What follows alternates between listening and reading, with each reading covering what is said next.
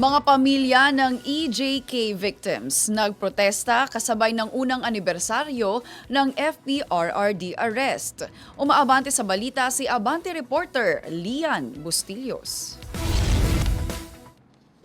Meiji, nagsagawa ng kilos protesta ang ilang progresibong grupo kabilang ang Karapatan kasama ang mga pamilya ng mga biktima ng extrajudicial killing sa kahabaan ng Katipunan Avenue kaninang hapon bilang pag-alala sa ikaunang anibersaryo ng pagkakaaresto kay dating Pangulong Rodrigo Duterte. Ayon sa mga grupo nila na maliban kay FPRRD, dapat ding mapanagot ang ilan pang personalidad na anilay may malaking papel sa pagpapatupad ng war on drugs. Kabilang sina Senator Ronald Bato de la Rosa, Senator Bongo, former PNP Chief Oscar Albayalde, former Justice Secretary Vitaliano Aguirre II at iba pa. Panawagan ng mga grupo sa International Criminal Court na i-confirm na ang mga charges laban kay Duterte at naway makonvict na raw ang dating Pangulo pati ang mga co-perpetrators ng nasabing krimen upang tuluyan ng makamit ng mga biktima ng EJK ang tunay na hustisya. Ako, si Lian Bustillos.